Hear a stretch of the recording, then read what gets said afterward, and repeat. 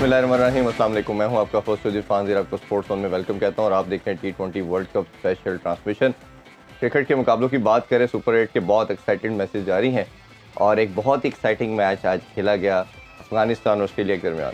इसे अपसेट तो मैं नहीं कहूँगा, क्योंकि ओबियसली लोग कह रहे हैं कि शायद इस वर्ल्ड कप का सबसे बड़ा अपसेट हुआ है, क्योंकि अफगानिस्तान ग्रेजुअली हम देख रहे हैं कि बड़ी ज़बरदस्त क्रिकेट खेल रही है और 21 रन से उन्होंने ऑस्ट्रेलिया को शिकस्त दी।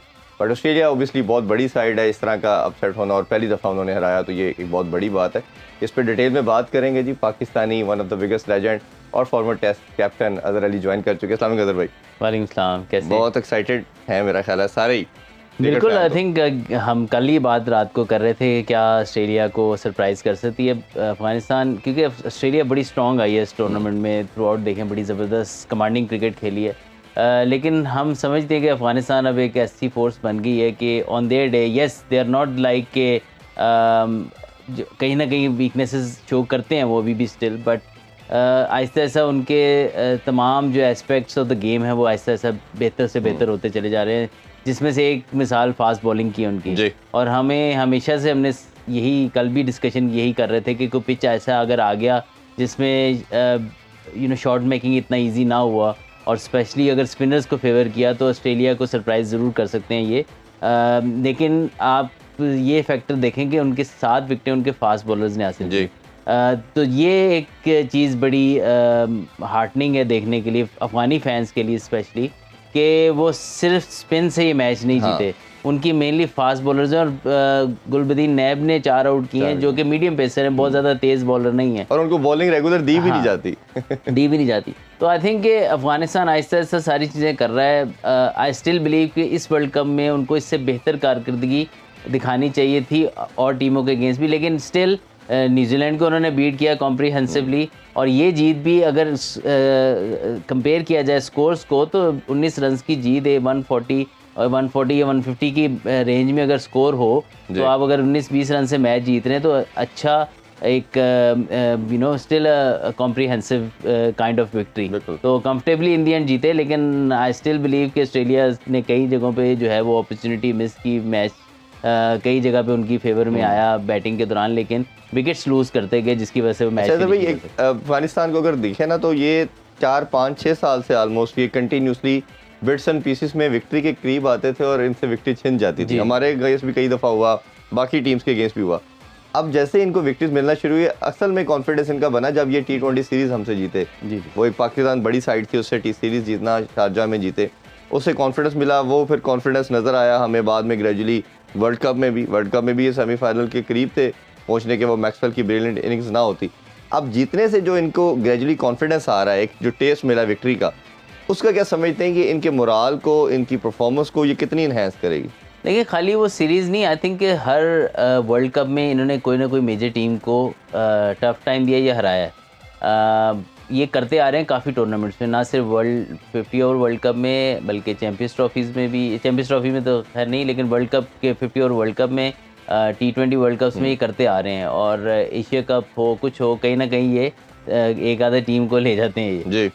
तो आई फील के जो उनको वर्ल्ड कप जो 50 ओवर का गुजरा है ना, जिसमें इन्होंने आई थिंक 4 मैचेस जीते जी, वो बहुत बड़ी कॉन्फिडेंस बूस्टर था इनके लिए। और जो स्पेशली फास्ट बॉलिंग, जिस तरह फजल हक फ़रूकी और नवीनुल हक और आहिस्ता आहिस्ता और भी बॉलर आएंगे इनके, उससे इनकी ना वो जो पेस बैटरी की वीकनेस थी ना, कि कहीं ना कहीं वो इजी हो जाता था ऑपोजिशन के लिए। यार स्पिनर से अगर उनकी जान छुटती थी तो फिर वो मैच ले जाते थे। लेकिन अब ये है कि उनके नए बॉल से फास्ट बॉलर आउट कर रहे हैं, बीच में आके आउट कर रहे हैं, और एंड के ओवर्स में भी अब बेहतर तरीके से अपनी स्किल्स को एग्जीक्यूट कर रहे हैं अंडर प्रेशर।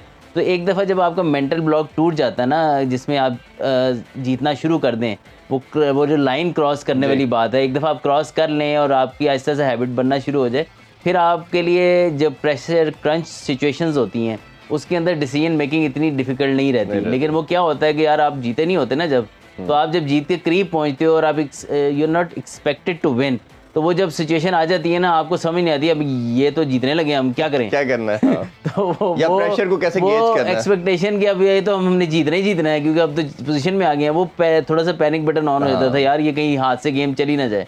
हालांकि सिर्फ उस टाइम पे आपको सिंपल चीज़ें, राइट, जो बेसिक ऑफ द गेम है वो करनी होती है और आप मैच जीत जाते हैं। पाकिस्तान के अगेंस्ट 2-3 मैच ऐसे आए जिसमें सिर्फ उन्होंने बेसिक अपनी हिट करनी थी और वो वहाँ पर वो जो है वो एक्स्ट्रा कुछ करने गए कि पता नहीं आखिरी ओवर में यॉर्कर करने लाजमी है, जहाँ पे उनको ज़रूरत नहीं थी, वो करके वो मैच हार गए। लेकिन ये है कि अब भी वो टीम ऐसी बन चुकी है, चाहे वो बैटिंग हो, उनको पता है कि हमने किस तरीके से मैच जीतना है। देखिए हमने बात की थी कल भी कि उनका जो ओपनर्स हैं गुरबाज और इब्राहिम ज़ारदान, ये ऐसे प्लेयर्स हैं कि ये अगर ले जाएंगे गेम को डीप, हाँ, तो इनका चांस, अभी देखिए सिर्फ दोनों का स्कोर है, 118 रन की पार्टनरशिप, उसके बाद 140 प्लस पे 149 किया उन्होंने। वो जो टारगेट था वो बहुत बड़ा नहीं हुआ, लेकिन एटलीस्ट वो something to bowl at, I still believe कि ऑस्ट्रेलिया को ये चेस करना चाहिए था।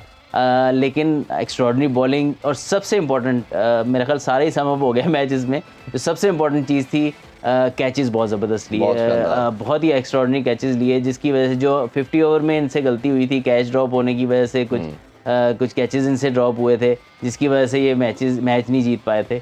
और अगर आपको याद होगा 2019 के वर्ल्ड कप का मैच, तो आई थिंक जो कैप्टन थे उनसे कैच छूट गया था, इमाद का या किसी प्लेयर का, इमाद का ही छूटा था शायद, तो अगर वो कैच वो पकड़ लेते तो शायद वो मैच भी वो जीत जाते। तो कैचेस आर वेरी इंपॉर्टेंट कि जब मैचेस इतने फंसे होते हैं, और अंडर प्रेशर बहुत ज़बरदस्त फील्डिंग की उन्होंने और रिजल्ट आपके सामने है। फील्डिंग का एक और इनका गेम का एक्सपेक्ट ऐसा है कि जिसमें ये कहीं ना कहीं T20 में तो आपके पास मार्जिन एरर बड़ा कम है, बहुत कम है, एक पार्टनरशिप और 19-20 रन का फर्क है। अच्छा, ऑस्ट्रेलिया को एनालाइज करते हैं, सारे विन प्रेडिक्टर भी उनकी तरफ था, सारे एनालिस्ट भी जितने भी हैं, एक्स क्रिकेटर भी, वो कह रहे थे ऑस्ट्रेलिया तो चोक होती नहीं है, और नॉर्मली सबसे कम चोक होने वाली साइड जो है वो ऑस्ट्रेलिया ही है, और क्रंच मोमेंट पे आके तो वो अच्छा शानदार करते हैं, ना अपसेट होने देते हैं, इसीलिए पहली दफ़ा आ रहे हैं।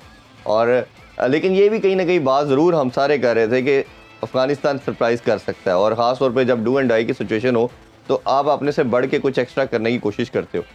ऑस्ट्रेलिया कहीं आपको लगता है कि ओवर कॉन्फिडेंट हुआ और मिचेल स्टार्क को बाहर बिठा दिया, उन्होंने कहा ये मैच तो हम जीते ही हुए हैं और हमें कोई मसला नहीं है, अब वो खुद अपने आप को उस पोजीशन पे ले आए कि कहीं वो वर्ल्ड कप से बाहर ना हो जाए, तो क्या किस चीज़ को कहते देखते हैं? मेरा ख्याल है कि ऑस्ट्रेलिया कभी भी इस तरह नहीं सोचेगा कि यार हम मिचेल स्टार्क को इस वजह से बिठा देंगे अफगानिस्तान के स्पेशली बारे में, क्योंकि अफगानिस्तान ऐसी टीम है कि जो उनको पहले ट्रेवल कर चुकी है 50 ओवर वर्ल्ड कप में ऑलमोस्ट।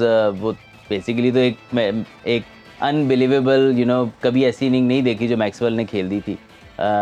तो वो उनके साथ उनको पता है कि ये टीम ऐसी है, अगर एक दफ़ा ये अपनी जिसको है फ्लो में आ गई तो यू नेवर नो हमें ये हरा सकती है। मेरा नहीं ख्याल है, कुछ ना कुछ वजह होगी जिसकी वजह से वो मैच नहीं खेले, या थोड़ी सी निगल कैरी कर रहे होंगे, और स्टिल आई बिलीव कि स्टार्क के बगैर भी उनकी क्वालिटी इनफ है उनके पास।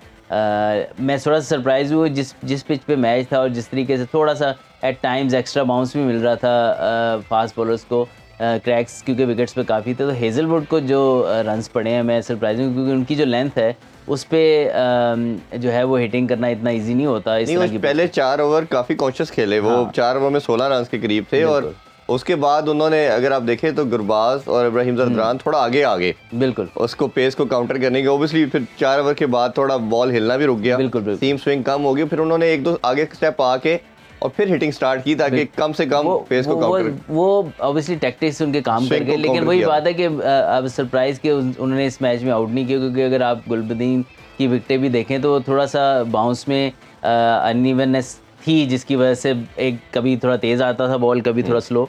तो आई फील के हेजलवुड के लिए बड़ी आइडियल विकेट थी, लेकिन सरप्राइजिंगली उसको स्कोर सबसे ज़्यादा पड़े। तो एट टाइम्स ये होता है कि आपके जो जिससे आपको बहुत ज़्यादा एक्सपेक्टेशन होती है वो उस तरह परफॉर्म नहीं करता।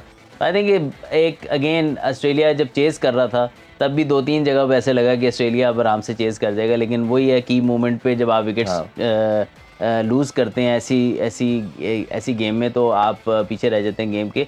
और मतलब कि डेप्थ देखें अगर ऑस्ट्रेलिया की बैटिंग की तो 149 उनके लिए कुछ भी चेज अच्छा, करने कुछ भी नहीं होना चाहिए। बॉलिंग की बात आपने की तो पैट कमिंस की ज़रूर थोड़ी बात करते हैं कि एक हर फॉर्मेट में जो इस टाइम दुनिया के बेहतरीन बॉलर की बात करते हैं, तो जैसे हम बुमराह को कल प्रेस कर रहे थे, पैट कमिंस को भी करना बनता है। और जिस तरह उन्होंने हैट्रिक की और उसके अलावा जो ओवरऑल परफॉर्मेंसेस उनकी देखें, जैसे वो रमीज़ भाई भी कल बात कर रहे थे कि बाबर का भी मानना है कि दुनिया का सबसे डिफिकल्ट बॉलर है, लेंथ ऑल्टर करता है, पेस ऑल्टर करता है, स्विंग उसके कंट्रोल में है। कैसा शानदार स्पेल किया उन्होंने। बिल्कुल, दो back to back hat tricks, amazing world cup जैसे इवेंट में, चाहे जो भी ऑपोजिशन हो, बड़ा बड़ा ज़बरदस्त अचीवमेंट है उनकी तरफ से। और राइटली मैं भी उनको खेला हूँ जितना, इवन के जब पाकिस्तान में आए थे और उन्होंने स्लिप कैरी, मतलब कि उनके एजेस स्लिप में कैरी हुए हैं, वरना नॉर्मली हमारी जो कंडीशन थी उसके अंदर अगर आप सिर्फ डेड बैट से खेलें तो स्लिप कैरी भी नहीं होती थी अनलेस आप बहुत ज़ोर से ड्राइव मारें। तो हमने देखा कि अब्दुल्ला शफीक हों या मुझे होगा, उन्होंने एजेस जो हैं वो कैरी करवाए हैं डेड पिचेस के ऊपर, तो उनका ऑफ द पिच बॉल बहुत अच्छा निकलता है। जहाँ स्विंग करना होता है वो स्विंग करते हैं, जहाँ सिर्फ लेंथ पे हिट करना होता है वो वहाँ करते हैं, और बहुत जल्दी असेस कर लेते हैं कंडीशन को। तो yes, he is one of the best, इसीलिए टॉप रैंकिंग में रहते हैं हमेशा ये, स्पेशली टेस्ट फॉर्मेट में। तो yes, he is one of the best in the world. But Bumrah इस टाइम पे जो कर रहे हैं, स्पेशली जो इकोनॉमिकल उनका है वो बहुत अमेजिंग है। 13 रन 4 ओवर में, 9 रन 15, मतलब 3.42 कल मैं देख रहा था उनका इस T20 world cup. Yes, America में विकेटें थोड़ी सी मुश्किल थी, लेकिन सारे उधर ही बॉलिंग कर रहे हैं, इधर भी आगे वो इधर आगे भी वही उनका वही चल रहा है। तो टॉप क्वालिटी टीम्स के पास टॉप क्वालिटी बॉलर्स हैं, वो अपनी हुनर दिखा रहे हैं पूरे तरीके से। अच्छा, ये अगर थोड़ी सी अगर डिस्कशन मजीद करें तो ऑस्ट्रेलिया के पास भी एक तरह का जो अटैक है बैटिंग की, इन टर्म्स ऑफ बैटिंग बात कर रहा हूँ, वो सारे पावर हिटर हैं। और जो थोड़ा सा एंकर करने की चीज़ है वो कहीं ना कहीं हमें, जैसे स्मिथ करता था थोड़ा सा इस तरह की सिचुएशन के लिहाज से, अब वो ऐसा कोई भी इनके पास प्लेयर नहीं है। अब हेड था लेकिन हेड ने भी गेम चेंज कर दिया, वो भी ऑल अटैक की तरफ जाता है। तो आपके ख्याल में ये पार्ट मिसिंग है और एक ऐसा प्लेयर ज़रूर होना चाहिए वो कहीं ना कहीं उस दरमियान में स्टेबिलिटी प्रोवाइड करे, इनिंग्स को एंकर करे और बाकियों को लेकर चले। देखिए, इन सब के अंदर कहीं ना कहीं ये एबिलिटी ज़रूर मौजूद है कि ये चाहें तो अपनी गेम को थोड़ा सा एक गियर पीछे ला सकते हैं। लेकिन वही बात है कि एट टाइम्स जब एक मैच ऐसा होता है जिसमें एक बंदा गलती करता है, दूसरा भी पीछे पीछे सारे गलती करते आते हैं। ये वो मैच मुझे लग रहा था जिसमें कहीं ना कहीं ग्लिम्स नज़र आ रहे थे कि ये गेम को एक साइड पे कर देंगे और एकदम आउट हो जाते थे। तो आई फील के अगर ये चाहते हैं तो ये चीज़ कर सकते थे, लेकिन आई फील के जो जो जो हमें नज़र आया वो कर नहीं पाए। वही बात है ना कि जब आप की मोमेंट्स पे विकेट्स लूज़ करेंगे तो इस तरह ही होगा। लेकिन मैं नहीं समझता कि इनके अंदर एबिलिटी नहीं है, इन्होंने वो किया नहीं, एग्जीक्यूट नहीं किया उसको। किसी ना किसी को थोड़ा सा इनिंग को लेकर चलना ज़रूर चाहिए था, ताकि दूसरे एंड से बेशक आप जैसे मैक्सवेल खेल रहे हैं तो खेलते रहते, उनके साथ एक प्लेयर जैसे वर्ल्ड कप 50 और वर्ल्ड कप में किया था, एक तरफ से अगर आप देखें तो ट्रेविस हेड अटैकिंग खेल रहे थे, तो दूसरी तरफ जो है वो लबिशेन, ऑब्वियसली उनकी गेम थोड़ी सी वो सूट भी करती है, तो वो आराम से अपने अंदाज में खेली गई। इनके पास भी प्लेयर्स ऐसे मौजूद थे। स्टोनियस ठीक है हिटिंग करते हैं, लेकिन वो नॉर्मल गेम भी खेल सकते हैं। इसी तरह मिचेल मार्श भी, दोनों तरह कि जो टेस्ट क्रिकेट खेलता है सक्सेसफुली, वो दोनों काम कर सकता है। तो मैं नहीं समझ, वार्नर ने कई इनिंग ऐसी खेली हुई है जिसमें उन्होंने 100 के स्ट्राइक रेट से भी T20 इनिंग्स खेली हैं, बट एट टाइम्स जो है ना वो मेरा जहाँ तक ख्याल है थोड़ा सा ये समझ गए कि यार ये 2-4 हिटों की बात है, ये स्कोर तो हमारे लिए कुछ नहीं है, थोड़ी सी कंप्लेसेंसी आ जाती है। बिल्कुल। अच्छा, इस सारी अगर परफॉर्मेंस में देखें तो मैक्सवेल ने एक दफ़ा फिर अपनी ब्रिलियंस दिखाई और लोन सोल्जर के तौर पे फिर खड़ा हुआ और उसी तरह की शॉट्स मारनी शुरू हुई। और अफगानिस्तान भी कहीं ना कहीं सोच रहा था कि ये दोबारा कहीं हाईलाइट ना चल जाए वो वाली वर्ल्ड कप वाली इनिंग्स की और उसी का रीप्ले ना लग जाए, बट इन्होंने आउट किया। बट परफॉर्मेंस उसकी फिर भी आउटस्टैंडिंग है और इनिंग्स बहुत शानदार थी। ओवरऑल हिटिंग कैसे देखते हैं? बिल्कुल, जब वो आउट हुए हैं तब गेम उनके हाथ में, Australia just over around 9 and over चाहिए था उनको, तो मेरा नहीं ख्याल है कि उनके लिए इतना मसला था। बट अगेन कैच बहुत ज़बरदस्त अंडर प्रेशर नूर ने कैच पकड़ा पॉइंट के ऊपर। हालांकि उन्होंने एक कैच पहले पकड़ा था, थोड़ा सा फंबल कर चले थे, लेकिन ये कैच उन्होंने बड़ा अच्छा पॉइंट पे, कोई भी कैच आता है थोड़ा स्वर्ल होता है वो आता है और बड़ा मुश्किल होता है एकदम से आता है आपके पास, तो अच्छा कैच मैक्सवेल का लिया और इस मैक्सवेल के कैच छोड़े थे इन्होंने। लेकिन ये है कि वो जब तक खेल रहे थे तो परेशानी थी नहीं बेसिकली ऑस्ट्रेलिया को, लेकिन जैसे ही वो आउट हुए तो सारे जो बाकी आने वाले प्लेयर हैं वो पैनिक होना शुरू हो गया है फील के, वरना ये मैच की जाने वाला लगता नहीं था। बिल्कुल। अच्छा, एक गुरबाज को थोड़ा प्रेस करना बनता है। ये एक ऐसा प्लेयर है जिसने ओडीआई में भी रन्स बड़े शानदार किए, टी20 में भी किए, और ग्रेजुअली हर मैच में हम इसे देख रहे हैं ये इम्प्रूव होता जा रहा है। आउट ऑब्वियसली हर मैच में आप रन्स नहीं कर सकते, बट ये इसकी जो परफॉर्मेंस, इसकी अप्रोच, जो गेम अवेयरनेस है, वो उस लड़के की सबसे बेहतर नज़र आ रही है। और आज भी 60+ की इनिंग्स खेलना और बड़ी क्रूशल इनिंग्स और बड़े अच्छे स्ट्राइक रेट के साथ। इब्राहिम ज़दरान जो से उनको कम्प्लीमेंट कर रहे थे, वो ऑलमोस्ट 100+ के स्ट्राइक रेट के साथ थे, बट ये एक अपनी इनिंग्स बिल्ड कर रहे थे और उसी वजह से रन कर रहे थे। तो इस प्लेयर को आप फ्यूचर कैप्टन, फ्यूचर स्टार समझते हैं? ये है, देखिए ज़रूरी नहीं है कि हर प्लेयर अगर बहुत बड़ा परफॉर्मर है तो बहुत अच्छा कैप्टन भी हो, बट आई फील के जो लीडर, ज़रूरी नहीं है लीडर कप्तान बने जी, तो लीडर अपनी परफॉर्मेंस से भी लीडर बन सकता है। तो आई थिंक कि जो गेम उनको सूट करती है, अगर हम यही बात करें पाकिस्तान के बारे में तो लोगों को थोड़ी एट टाइम्स बुरी लग जाती है, बट हमारी गेम भी अगर कहीं हम सक्सेसफुल हुए हैं तो इसी फॉर्मूले पे हुए हैं कि हमने इतने रन्स अपनी बॉलिंग को करके दिए हैं, जिसमें हमारे बाबर और रिजवान के बारे में बात होती है कि वो करके दे देते थे 160 165 और उसमें हमारी बॉलिंग कंटेन कर लेती थी, या पहली इनिंग में कंटेन कर गई, ये उसको 150 160 170 के राउंड चेस कर लेते थे। लेकिन अफ़गानिस्तान की भी अभी तक लिमिटेशन ऐसी ही है जिसमें वो 150 160 के राउंड गेम्स में ही जीत सकते हैं, और ये हमने कल भी बात की थी। तो वो उस चीज़ को समझते हैं कि अगर किसी टीम को हम फंसाएंगे तो हम इसी तरह फंसाएंगे, और इसमें कंडीशन सूटेबल होना ज़रूरी है कि अगर गेम है 200 के राउंड अबाउट कि 190 200 की, तो इनके लिए मसाइल हैं, क्योंकि जैसे ही इनकी विकेट गिरेगी, 1-2 विकेटें गिरेंगी, इनके पास फिर वो फायर पावर नहीं है कि वो कंटिन्यू रख सकें उस चीज़ को। लेकिन जब 150 160 में ये दोनों स्कोर करेंगे, इब्राहिम ज़दरान और गुरबाज, तो फिर क्या होगा कि प्लेटफॉर्म सेट कर लेंगे। फिर अगर 100 की पार्टनरशिप आप टी20 में करके दे दें तो 40-50 रन तो बाकी बना ही लेंगे। तो आई फील के ये उनकी स्ट्रेंथ है और उसको वो समझते हैं, और अच्छी चीज़ ये है कि अभी उनको इस चीज़ की फ्रीडम है। लेकिन अगर वही बात है कि अगर इससे ज़्यादा एक्सपेक्ट करने जाएंगे तो ये हो सकता है 150 के 160 के राउंड स्कोर भी ना कर सकें। तो एट द मोमेंट अगेन कि जो पाकिस्तान का फॉर्मूला सक्सेसफुल रहा है, अभी अफगानिस्तान उधर तक पहुंच गया है, लेकिन अभी जैसे आगे कैसे स्टेप लेना है, ये इनके लिए आपको पूरा बैटिंग लाइनअप चाहिए होगा, मिडिल ऑर्डर भी स्ट्रॉन्ग चाहिए होगा। ऐसा नहीं होगा कि यार 2 प्लेयर पे आप सिर्फ हर मैच में तो वो चलेंगे नहीं, और हर मैच में नहीं चलेंगे तो आप वर्ल्ड कप तो नहीं जीत सकते। ऐसा ही। अच्छा, राशिद की भी अगर थोड़ी बात करें तो इनसे भी 2-3 दफ़ा कप्तानी की, छोड़ी, फिर ली भी गई, नबी भी आए, नजीबुल्लाह भी आए, तो ये अब दोबारा राशिद को मिली है। और ओबियसली एज ज़्यादा नहीं है, बट एक्सपीरियंस इमेंस है उनके पास, और जितनी दुनिया में ये लीग है, हर तरह की लीग में खेल चुके हैं, और परफॉर्मेंस भी दुनिया का बेस्ट ऑलराउंडर भी कहा जाता है। अब तो ऑलराउंडर कहते हैं, स्पिन लेग ब्रेक बॉलर तो कहते ही नहीं, क्योंकि कई दफ़ा बड़े क्रूशल आके कैमियो खेलते हैं। तो कैप्टन के रोल में आपका क्या लगता है कि पूरी टीम इनके साथ जैलेन करने में ये कामयाब हो गए हैं, और ये कैप्टन आप इनको कैसे रेट करते हैं? देखिए, जब आप दूसरों की कप्तानी में अपना 100% देंगे तो आपकी कप्तानी में आप यू गेट दैट ऑटोमेटिकली। तो मेरे ख्याल में जब ये दूसरों की कप्तानी में भी खेल रहे थे तो इन्होंने कभी भी नहीं शो कराया कि यार ये एफर्ट नहीं कर रहे, या मतलब कि सपोर्टिव रोल नज़र आता था इनका। ये और नबी दोनों भाग के जाते थे, तो ये चीज़ इन दोनों में बहुत अच्छी है कि अगर कप्तान नहीं भी होते तो they act like leaders in the team.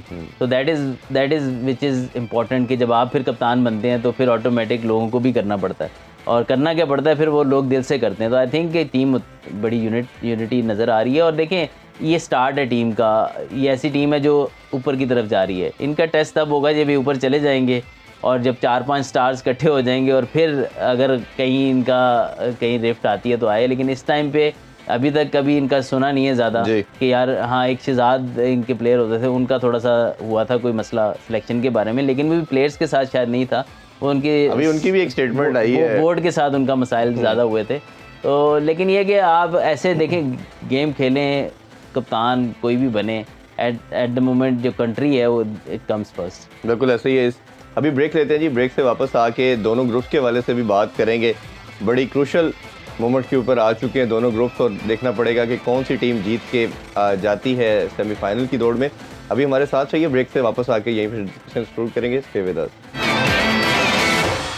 Welcome back in sports on. हम देख रहे हैं T20 world cup special transmission. Other भाई, अफगानिस्तान के वाले से हम बात कर रहे थे कि अफगानिस्तानी प्लेयर्स को बनाने में पाकिस्तान का भी काफ़ी रोल है। अब वो इसको एक्सेप्ट करें या ना करें, और उनके एक फॉर्मर जो प्लेयर हैं शहजाद, उन्होंने भी पहले भी जिक्र किया, अभी फिर उनकी 2-3 दिन पहले स्टेटमेंट आई थी और उन्होंने कहा कि मेरे पे शायद ये स्टेटमेंट का ही रिफ्लेक्ट हुआ जब मैं बाहर हुआ।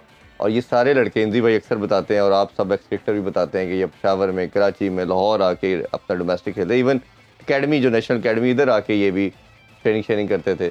तो ये किस तरह इनको हेल्पफुल हुआ, और ये जब अब इस चीज़ को खैर वो एग्री नहीं करते, अब जब इस्टेब्लिश काफ़ी हद तक हो चुके और इंडिया की तरफ रिफ्ट होगी उनकी, तो ओवरऑल इस चीज़ को कैसे समराइज़ करेंगे आप? देखिए, जब मुझे अच्छी तरह याद है कि हमारे साथ आके ये मैचेस भी खेलते होते थे और जब बहुत स्टार्ट था इनका, काफ़ी प्लेयर्स इनके यहाँ राशिद हो गए, ये बाकी लोग हो गए, ये सारे पेशावर, कराची इधर क्रिकेट खेलते रहे हैं।